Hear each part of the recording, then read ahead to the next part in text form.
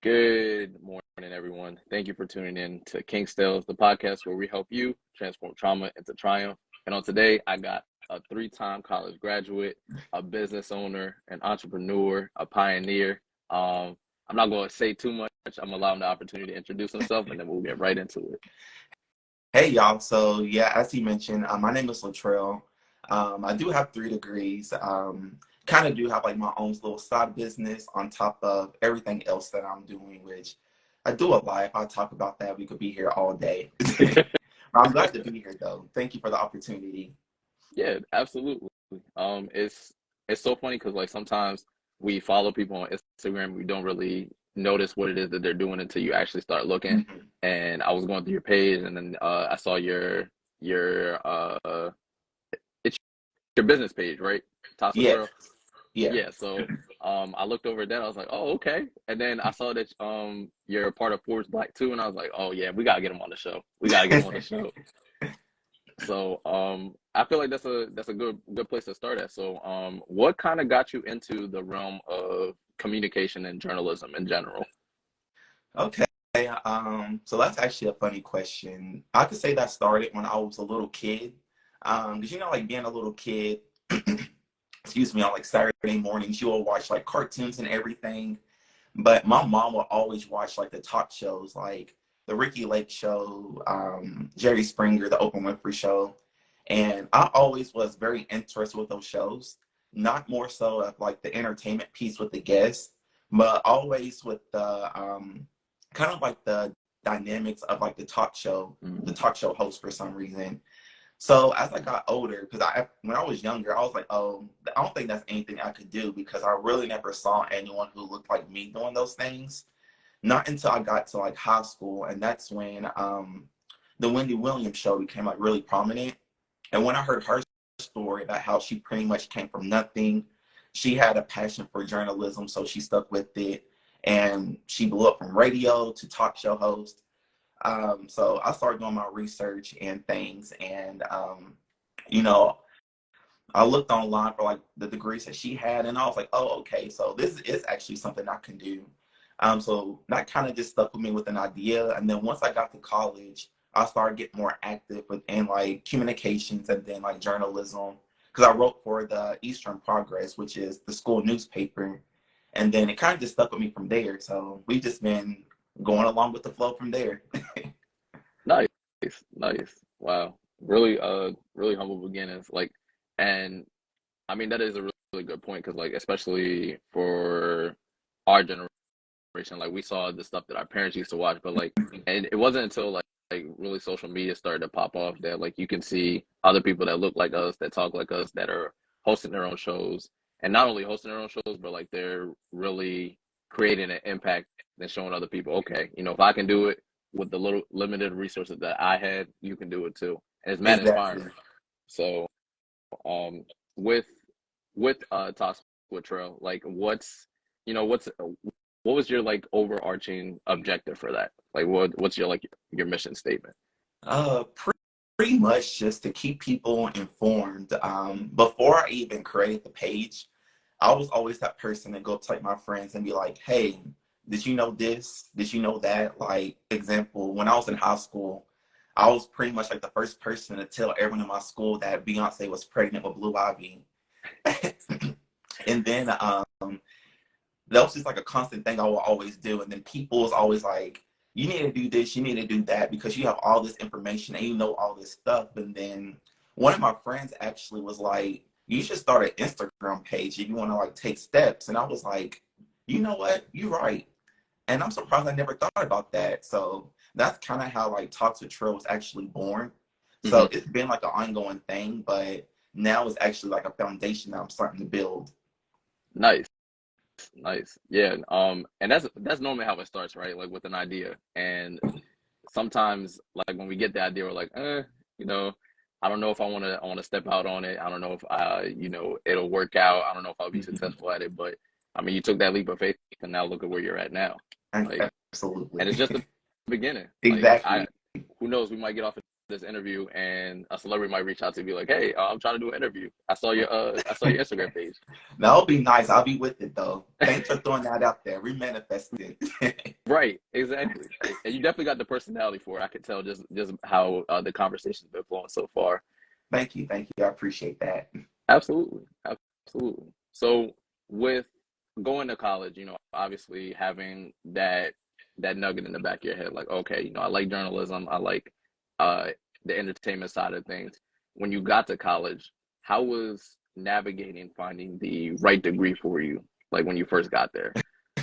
So that's actually a funny story, and I like telling this story a lot.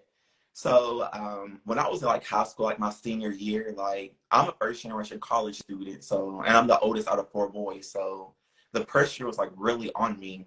So I told my friends and family like I want to go to school for like communication or journalism, and they were always like, no, you're not gonna make any money from that. You need to be a doctor, a lawyer. So I was like, okay, I'm pretty smart, so I'm gonna go to school for psychology. So my it was like my first week of like my freshman year. I was undeclared, so I really didn't know what I wanted to do. So I was undeclared, but I had psychology in mind. So I took a psychology class, and the very first psychology class I went to, I sat down. She passed out the syllabus and everything, and she was going over like the whole entire psychology program or what psychologists actually do. And I was just listening to her, and I was like, I don't like any of this. So literally in the middle of her talking, I packed up all my stuff and I left. And then I dropped the class and then I went and I was like, I'm doing communication. And then it's been it's been a great experience since.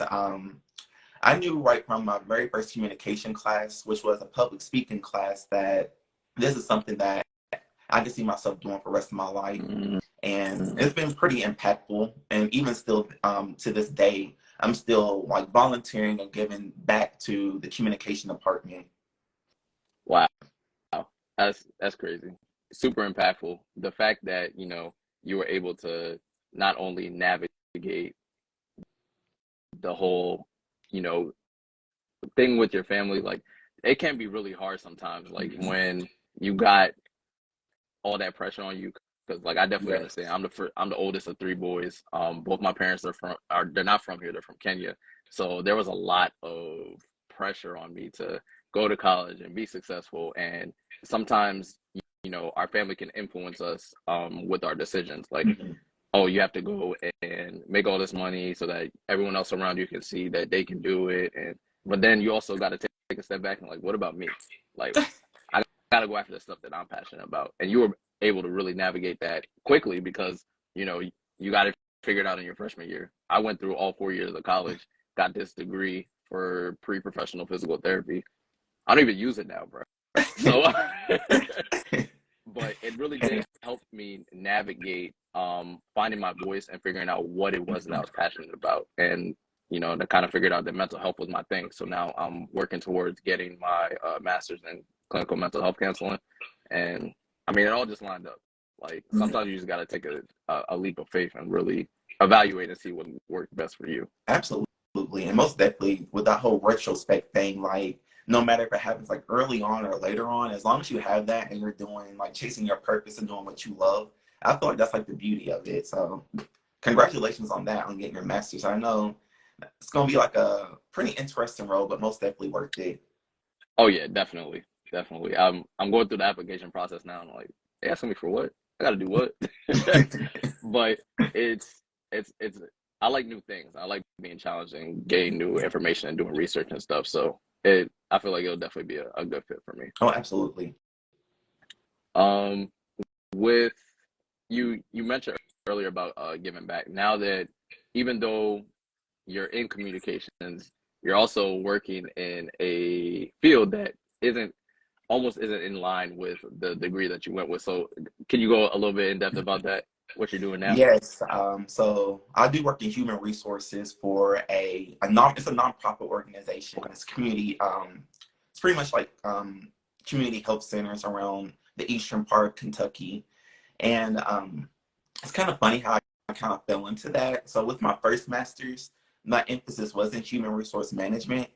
So when I graduated, or right before I graduated with my second master's, I was looking for like just different job opportunities where I felt like I could get my foot into the door, and a bunch of human resource positions was opening up. And my overall goal for my career wise, is I want to be like an executive director of like like a television organization. Hmm. So I feel like this is most definitely like a good stepping stone, because right now I'm over like marketing and recruitment, and I was like, well, I feel like this is pretty much like the first step in achieving my overall goal. So I do still do like a little bit of communication and everything. I do a lot of talking, so most It's definitely good practicing practice. that public speaking. Right.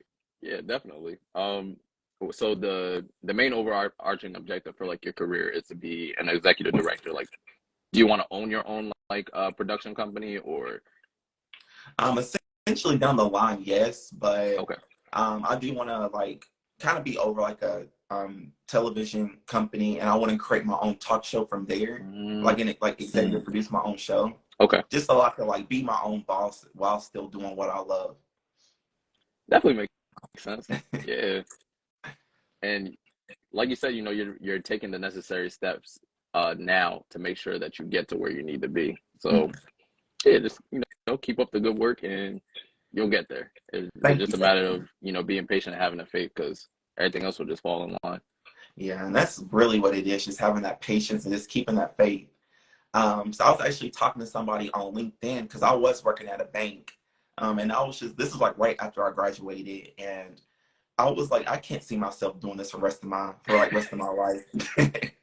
So I was talking to this person on LinkedIn, and she gave me advice of do what you have to do until you can do what you want to do, and that like really Mm, stood out to me. So I let that marinate for a little bit, and then that's kind of when I went on like that limb of, okay, I know I don't have a bunch of experience in this, but I'm still going to apply and do my best. And now I'm actually doing it. And this upcoming week will be my second year work anniversary of working there. So clearly they like me, and I'm doing a good job.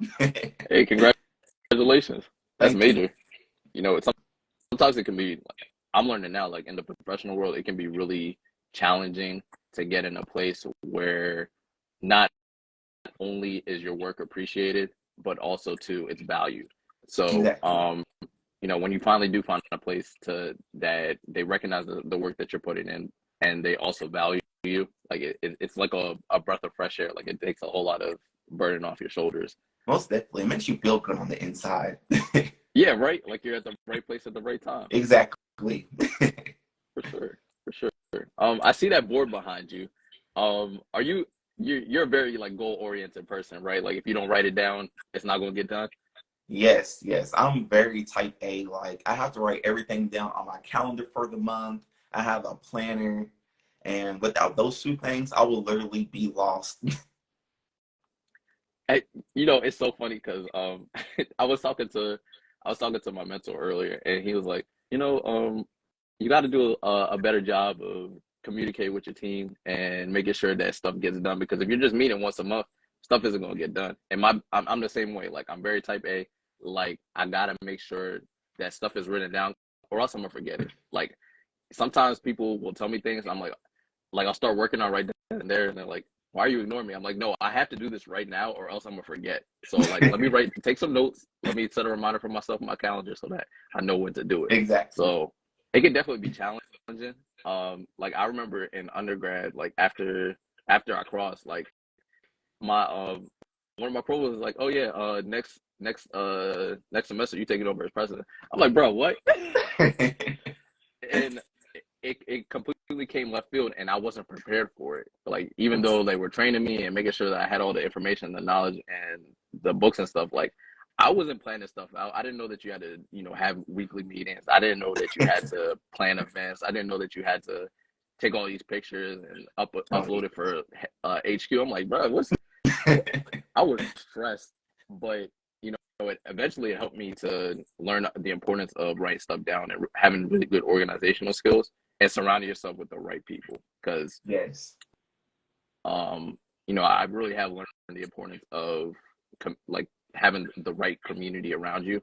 Because if you're not around other like-minded people, then you're not going to be able to flourish and Oh, grow. absolutely. So. not. And that's funny that you mentioned that because when I became president of like my chapter and MPAC, like having like all that organizational skill came like second nature to me. As my cousin mentioned in the comments, I've been literally a type A person my whole entire life. Like when we would do homework together, like she wasn't as organized as me. So I'm like writing everything down. Every class had its own color. I had to make sure when I wrote it was very neat. So it literally has come second nature to me. I couldn't live my life without being organized. I would literally be lost. Yeah, that definitely sounds like me. We we would definitely get along in that regard. Oh, Because listen, absolutely. I can already tell. if it's not written down, and I'm a very like logical person, so like if sometimes I'll over complicate things by looking or thinking too deep into it, and it gets me in trouble. So like now I'm Same. learning how to be a little bit more practical, especially in leadership, because sometimes you'll work with people that aren't type A, Mhm. and you got to learn how to navigate their learning style or their personality, and it can be challenging. But Most definitely. Kind of stressful at first, but once you get like the hang of it and you kind of understand how they work, then it becomes a lot smoother. Because it most definitely experienced that while working at the bank. Because like I want everything to be organized and color coded, and then one of my other coworkers weren't, and I was just like, I'm gonna die. This is crazy. How do you live like this? But right, we just like learned each other's like strengths and weaknesses, and we were able to work together. So it most definitely does take time, but most definitely manageable. absolutely. And I feel like this is a really good segue. Even with you being like a communications major, like with being in the workplace now, what are some challenges that you face with working alongside other people that may not have the same learning style or mindset as you? Like, how do you, especially working in HR, like, how do you Mhm. navigate that? Um, it came off kind of difficult at first because the way our organization is set up is, of course, there's like different tiers. So I work in admin, so I'll work with like the CEO, COO, like executive directors, and all that stuff. So I'm literally like one of the youngest, and I'm the only guy in admin.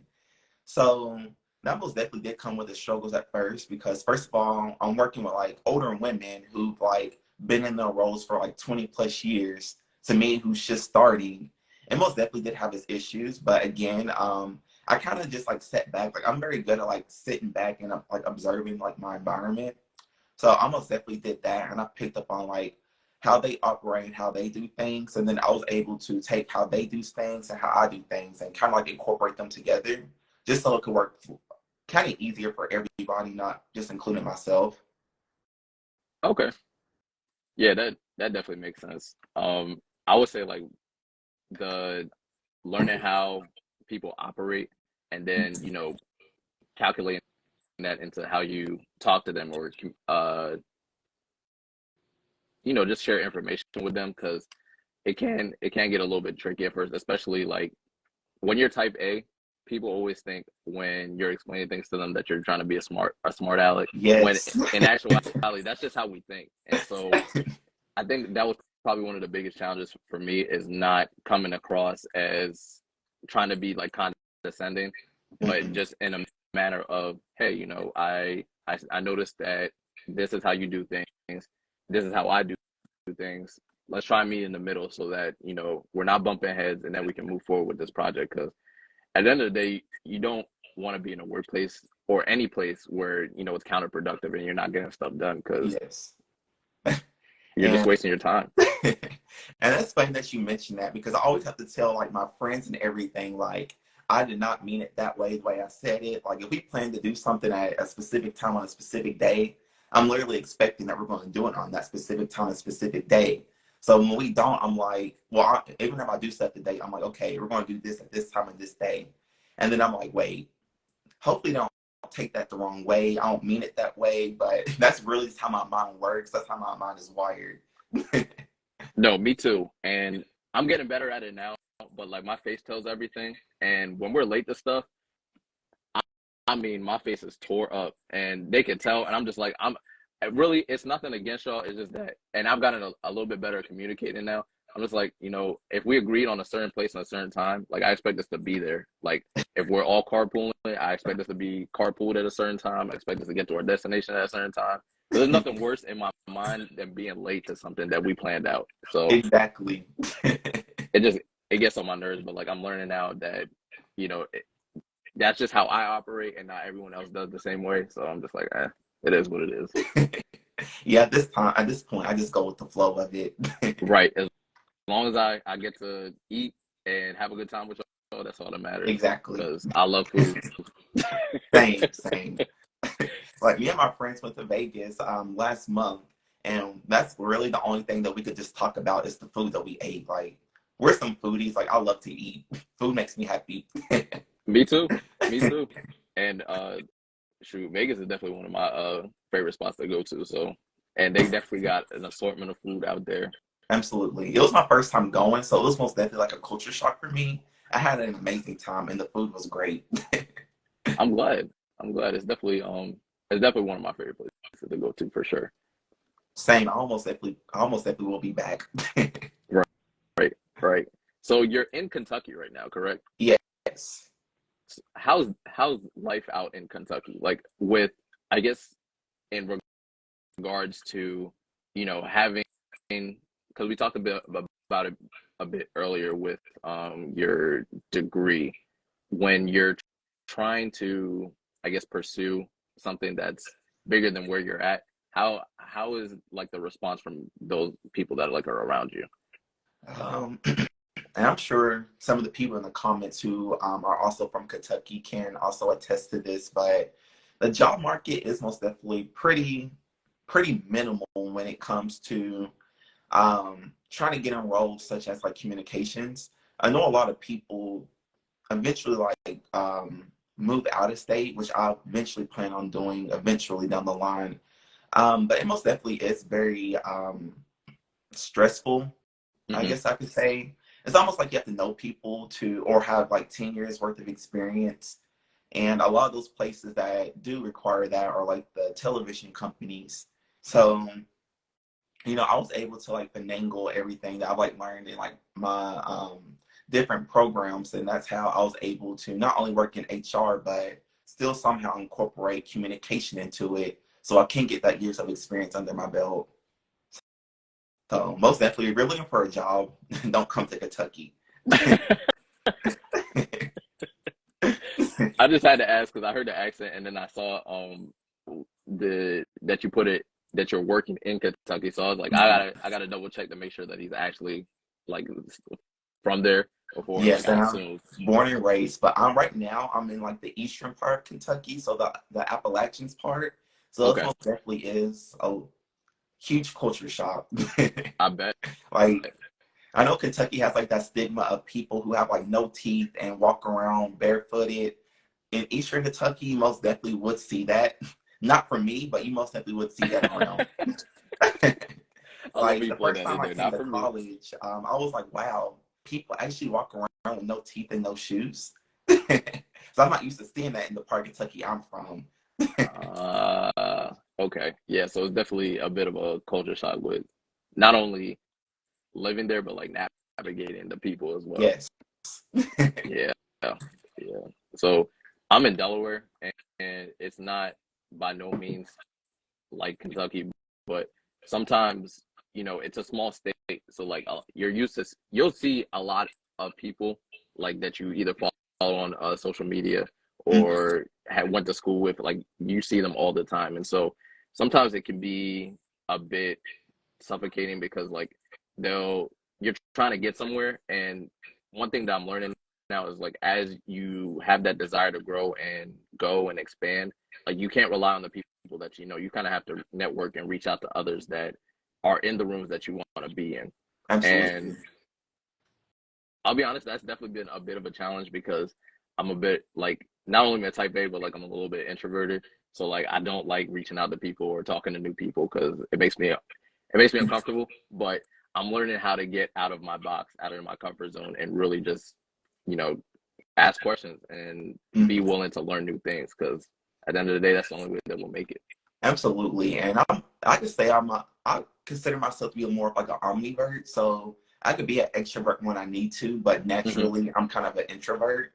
So most definitely, like you said, just putting myself out there, like asking questions, like whether it's on like social media, meeting people. Like I know LinkedIn has been like a huge platform I've used to be able to meet people in the profession I want to be in. And then also being in Sigma, like making those Yeah. networks with people all over the world and everything. And even within my program, like one thing, and also while I was in undergrad, I was like a tour guide and orientation leader. So most definitely, I know Ah, most definitely know how to talk and most definitely how to make my ways into that room and make my voice heard. Most definitely. okay. Yeah. I definitely I could definitely agree in that aspect because like I think outside of being a resident assistant, like Greek life was my first like introduction to leadership and public speaking. And I was like, ooh, man, this is a lot. But it definitely teaches you more about yourself and your capabilities and what it is that you can accomplish as long as you know, put the effort and the work in. Absolutely.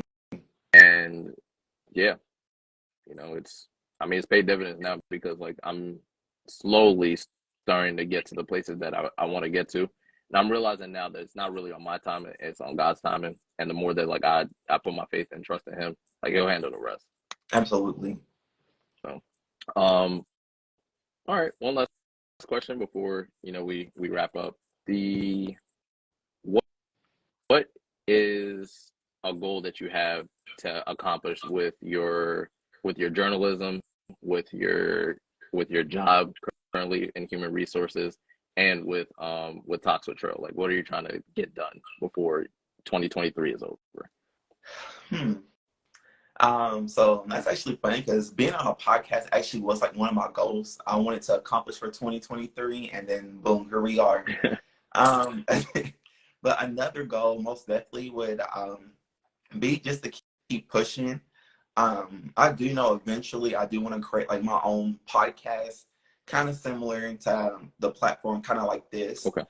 So that's something I most definitely am working on. I'm like looking into like a few things and everything because again I'm type A, so I'm trying to plan out every detail specifically.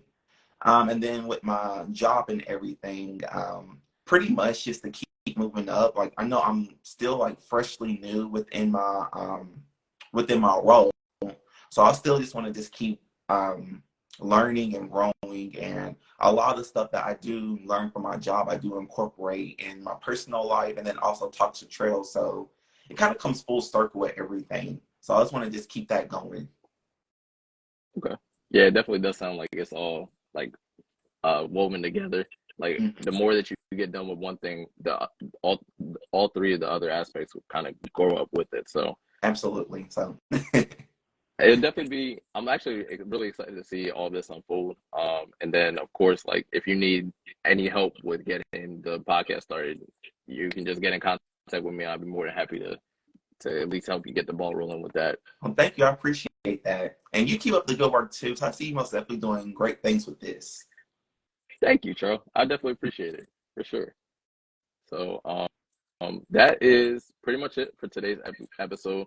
Once again, thank you so much, Tro, for taking time out of your schedule to, you know, be on here. I'm really, really happy with the flow of conversation and the things that we were able to talk about. You know, continue to keep up the good work on your Thank you. job and your business and everything that you do because it's definitely going to make a lasting impact on other Black men that are watching the stuff that you're doing, and they'll be able to draw inspiration from it and see, okay, you know, if Trell's able to do it, start from where he started at and walk in these rooms and interview these celebrities and keep us updated with all new things related to the entertainment industry, I can do it too.